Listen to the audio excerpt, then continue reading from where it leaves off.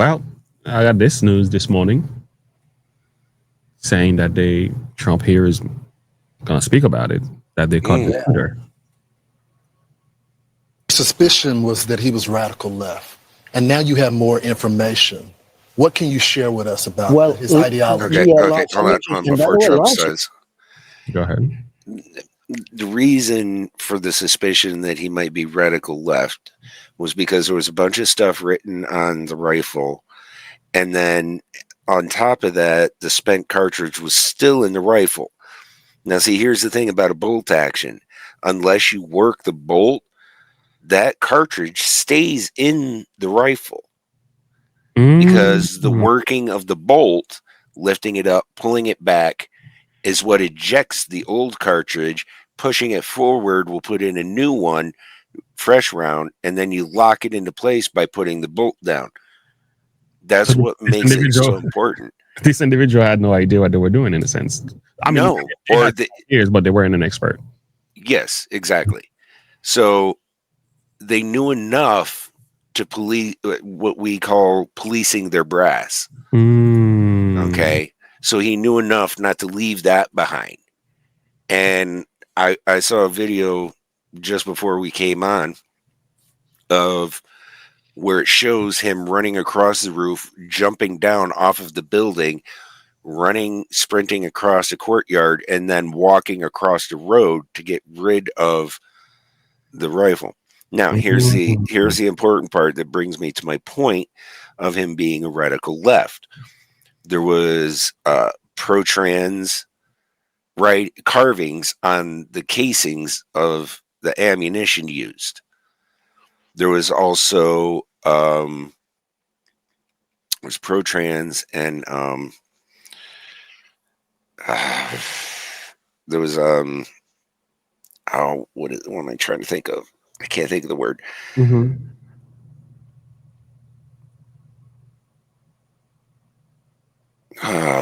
Brain not wanting to work. I hate having short-term memory loss. So, but it was basically everything Charlie stood against. Correct. So I'm gonna share with you guys the picture of the individual. Pro-leftist propaganda. Yeah, I'm gonna share with you. That's out now and is being exposed. We're gonna see the individual who did this in a minute here. I'm not sure how many of you saw. It's only been released about an hour ago, about 59 minutes. So stay tuned. We're gonna share it with you. We're gonna break that news here. Okay. Lars, let me and by the way, Lars is doing a good job. What's going on? Job. Yeah. I'll tell you what, I'm very proud of you. Thank you, sir. I said you were going to do well. I think that I don't want to go too far. I'd like to tell you some stories at how it happened, but essentially somebody that was very close to him turned him in. And that happens when you had some of those good shots. Somebody is going to say, whether it's a parent or whatever, I'd rather not say right now. They're going to announce it today, sometime later, probably talk about that. But somebody close to him turned him, they said, whoa, it's interesting where we had very good pictures, but not great, not perfect. And when you look at it, what happened is somebody, and this happens a lot. It happened with the crazy Boston bomber. It happened with others. Somebody that's close recognizes even a little tilt of the head, which nobody else would do. And somebody that was very close to him said, that's him. And essentially went to the father, went to a U.S. Marshal, who was fantastic, by the way. And the person was involved with law enforcement, but was a person of faith, a minister.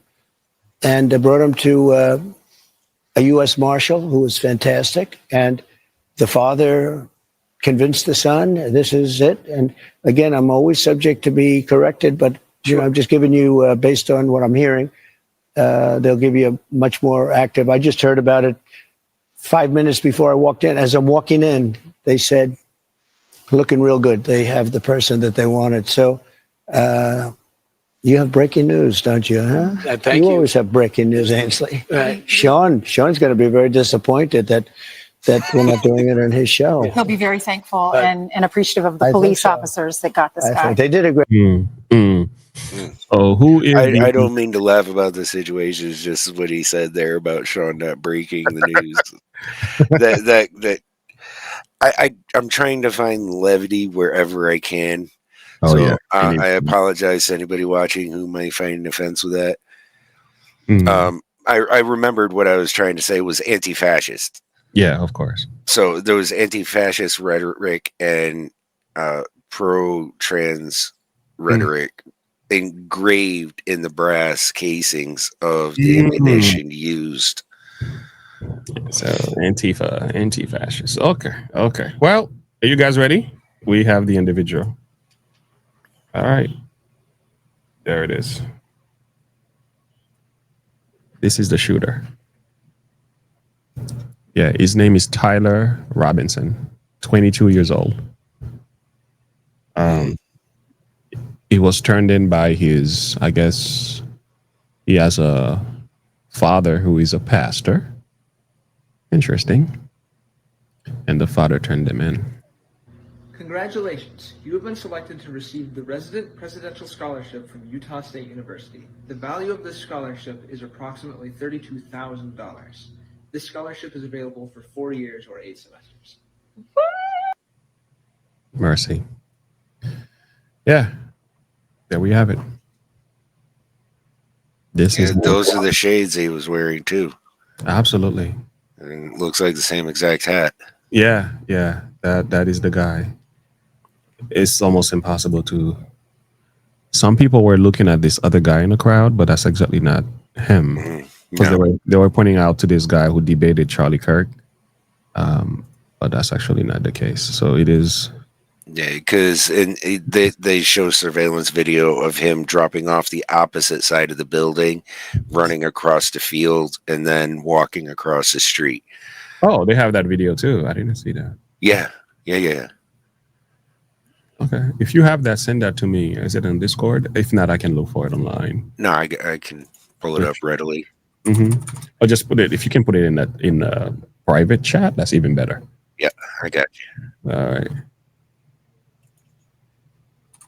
Wow. You know, what will possess a man to do such a thing?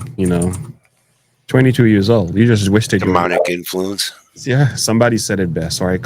Wasted his life.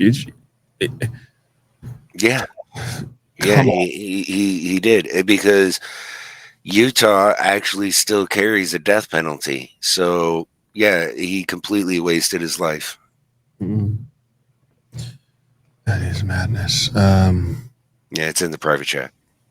All right, thank you. Is it worth it? Is it worth it?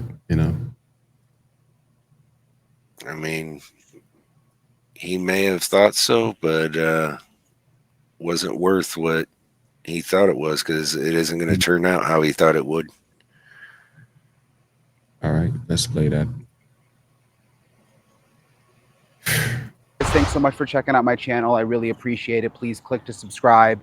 The manhunt continues for the person who shot and killed Charlie Kirk. I have the latest in this episode on what police are telling us and what they may not be telling us behind the scenes. They say they still don't know who the suspect is. Is that actually the case? Could there be more that they know? The latest on the manhunt coming up in this edition of Brian Ensign Investigates. Hey guys, so I'm outside the university now, where it's still an active manhunt that's happening, looking for the man who shot and killed Charlie Kirk. I want to show you these new photos. These are brand new photos that the FBI has released. Another batch of photos from security cameras here on campus, so you can get a really good look. This is the person. This is the person of interest. You can see the shirt is really significant. There's like an American flag on it. The hat, the shoes, these new pictures that came out. The governor was really, really making a point to emphasize the shoes because they're Converse. And you can see there's a side angle. He's wearing a backpack, a closer view of the shirt, the hat, the glasses, anything that you might recognize could be helpful. Again, here's a better picture of the Converse as he's going up the stairs. And then there's a picture from the back. Sorry if I sound really, really tired. It's just kind of been a day.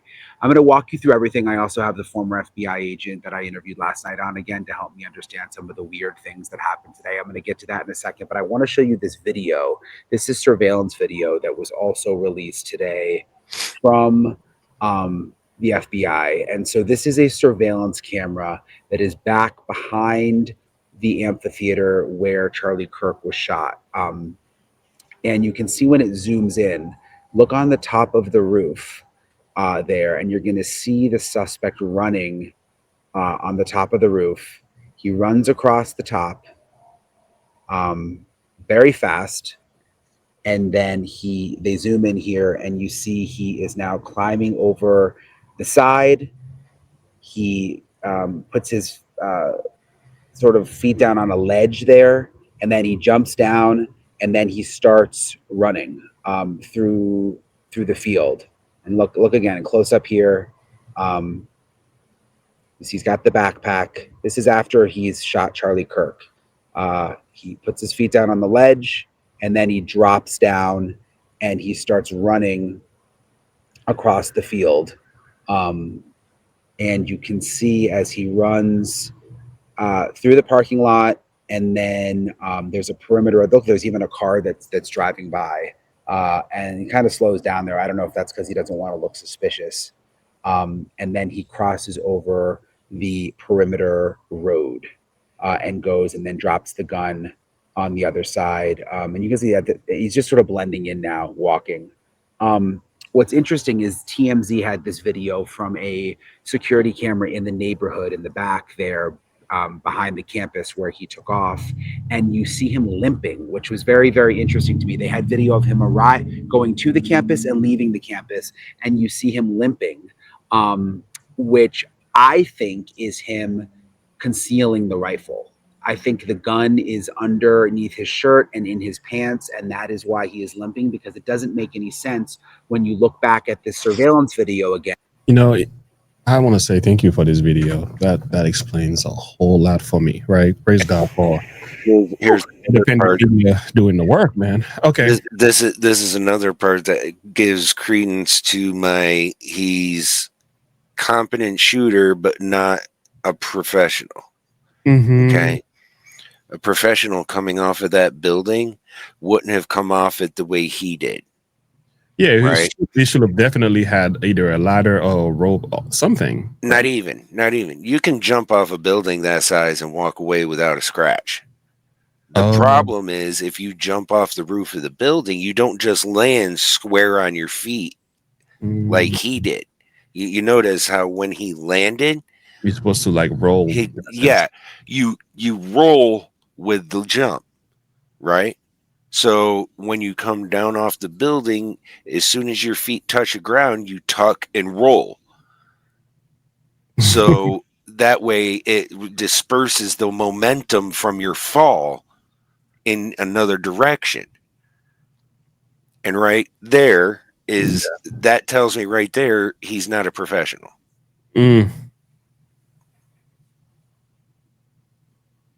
So professional would have just jumped from the corner and rolled with the jump. I'm guessing the rifle was in a backpack. Yes, okay. If you back it up just a hair, you have to break it down to it. Okay. No, he didn't have to break it down. He had it. So right there, you see that thing that he laid down? Mm-hmm. That's the rifle in either a bag or some sort of It blanket. Looks like this is the tip of the rifle in a sense. No, that's his arm on the building. Okay, let's look at that again. That's where they got the palm print from. Oh. See, he sets it down, puts his hands on the roof, kneels down. That's a window ledge there. And now you see it. See how it doesn't flex as he's coming down. The rifle's in whatever he's carrying. So did he have to break that down to fit it in a bag? He didn't fit it in a bag, though. That's just it. The bag was in the backpack, while the rifle was along his side underneath his clothing. The guy said that as you see surveillance, he was walking in with a limp, right? But as you can see here, no limp, right? Mm-hmm. So the only thing you can surmise is that he had it under his shirt. The butt of the stock was under the shirt, up in his armpit, while the barrel and the rest of the rifle went down his pants leg. Okay. So that would cause him to walk with a limp because he didn't want to show off the profile of the rifle. Yeah. Because that would be a dead giveaway. So he would turn around and limp to make it look like, okay, yeah, I may have injured myself or something. I'm just, moving on with my day. If anybody questioned him about it.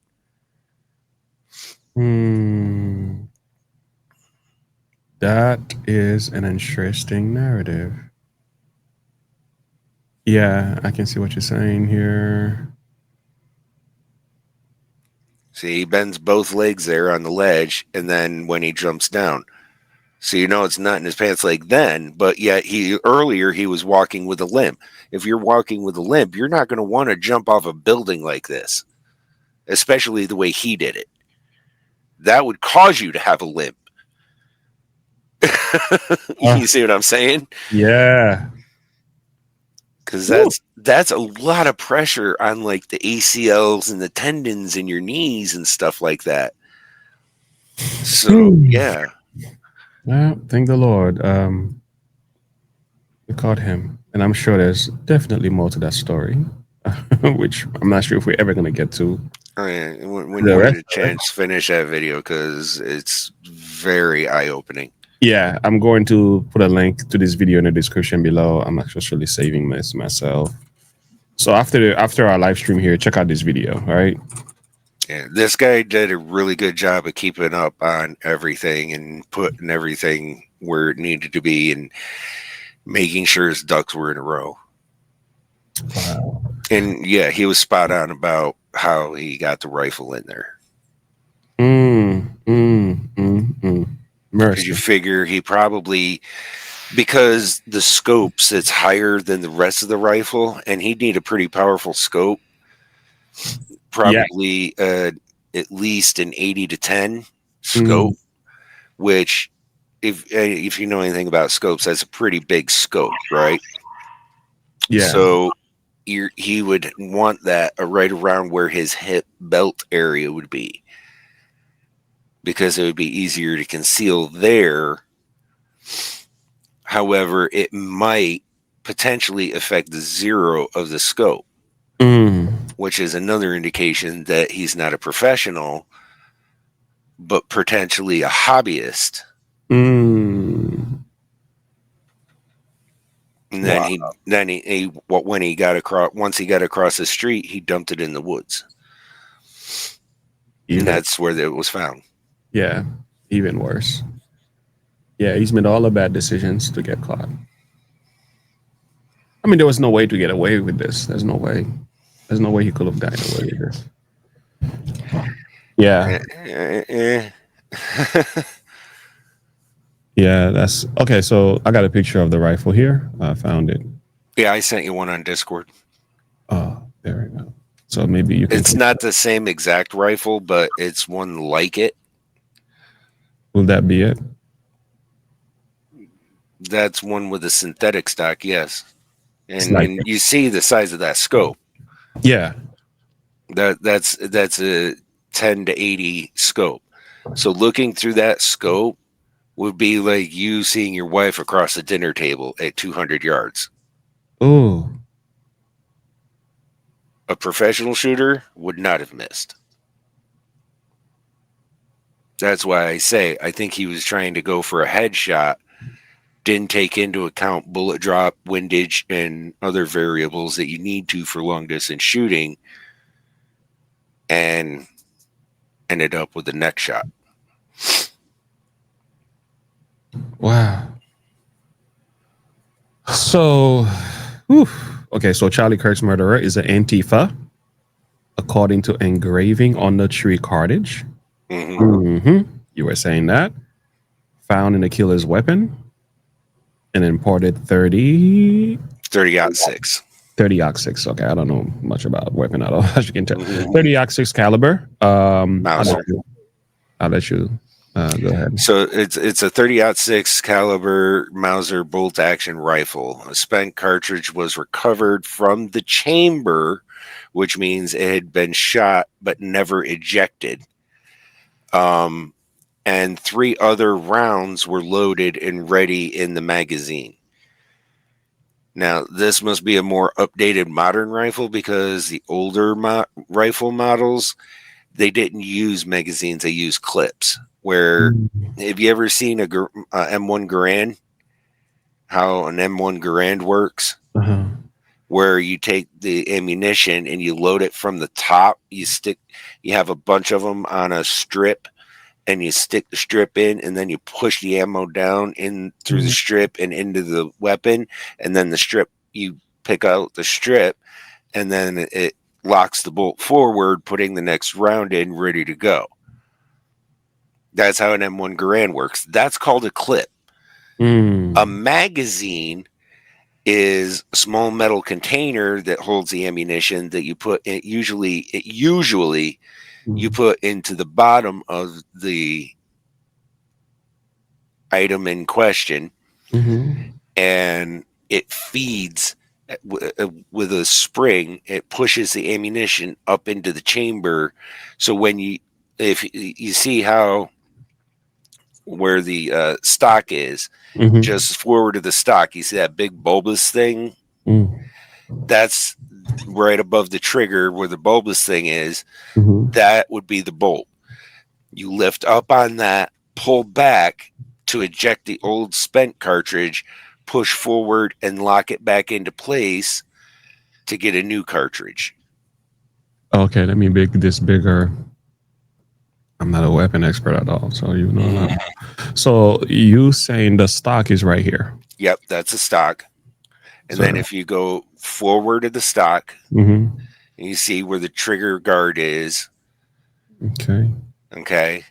And then just above the trigger guard, where you drew the line through that big round ball there.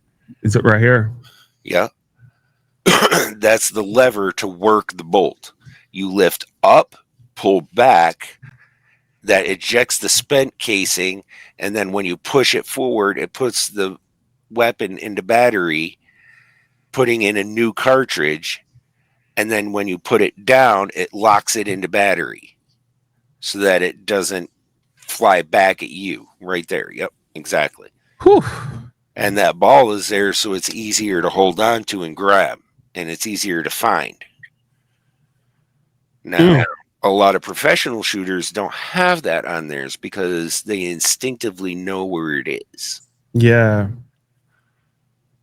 Which, again, adds more levity to my theory that not an amateur, but not a pro either. Yes. Wow. No, thank you for that. Thank you for that breakdown.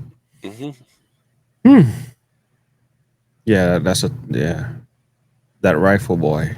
Yeah. And honestly, with a scope like that, you'd only have to zero it at 50 yards to get a 200-yard shot out of it.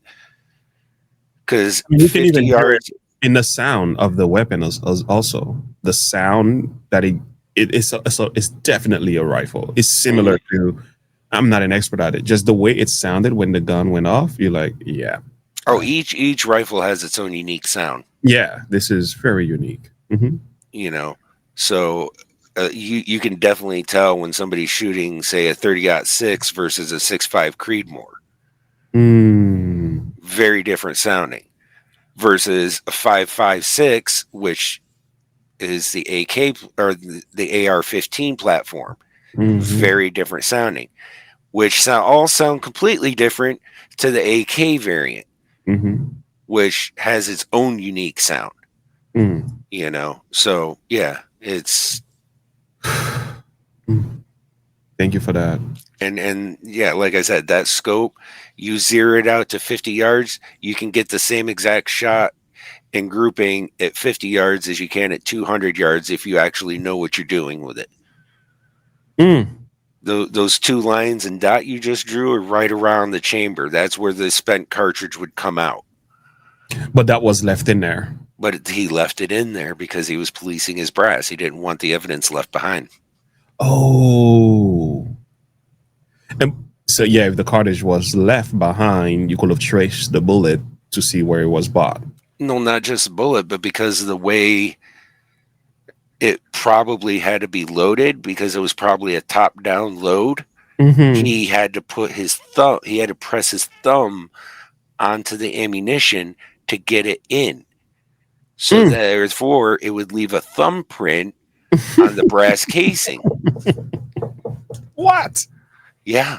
Woo! That's how crazy some of the forensics on some of this stuff gets. Like, it breaks it down to the most minute When you know, you know. When you don't, you don't. I am clueless when it comes to this. Yeah. Oh, man. I get that he left the whole gun behind, but he probably wasn't expecting them to find it in the bushes. At least he was hoping they wouldn't. Yeah. So I get I see where you're going with that, Shannon. I get the joke. But he did at least police the brass enough to know that he didn't want to eject the cartridge on the roof and be a dead giveaway. Got it. Wow. Yeah, some people say doesn't each weapon has a specific mark? Yes, each specific weapon after a certain time period. Now, from my understanding, this is an older Mauser that was imported from another country. And given that, it may or may not have a serial number. And the mark you're talking about, Carla, is a serial number. Yeah, black market is they scratch that off though. Or at least they try to.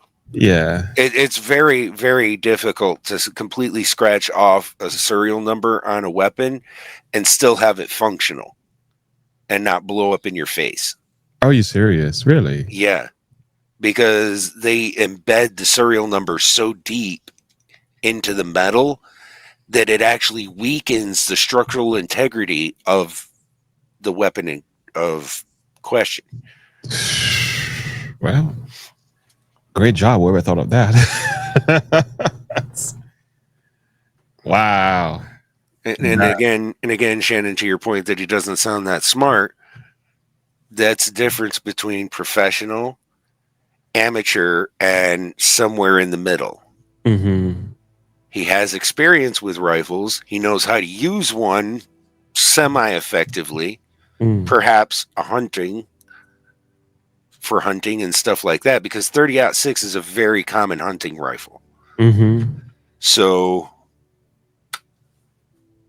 that's why I said not a professional hit. He's no amateur, because no pro is going to go for a neck shot. Not a chance. They're going for the head. They're either going for the head or the heart, center mass. That he could survive in the next shot. Yeah. So, well, where do we go from here?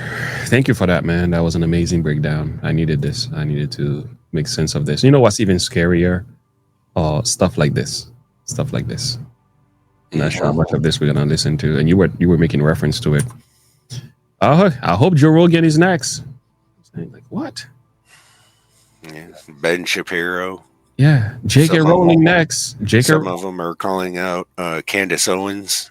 You know, isn't this the same people? You get the sense, the same people who talk about love all the time, peace and tolerance, coexist, yeah, accepting each other and everything.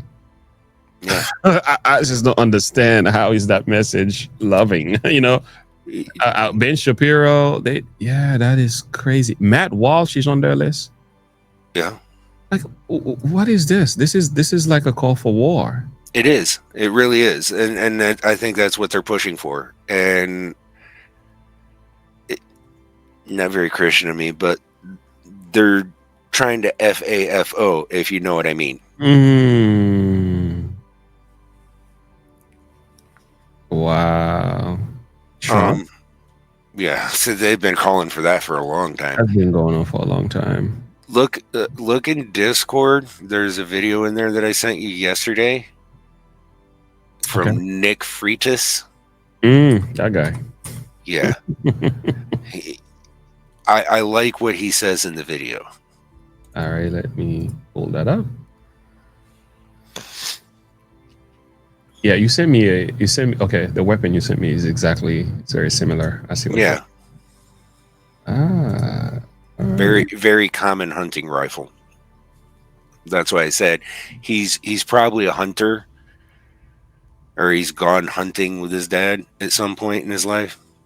Yeah. I wonder how he feels about all of this decision now. Anyway. Well, some people don't have feelings, unfortunately. Some people don't have feelings. Okay.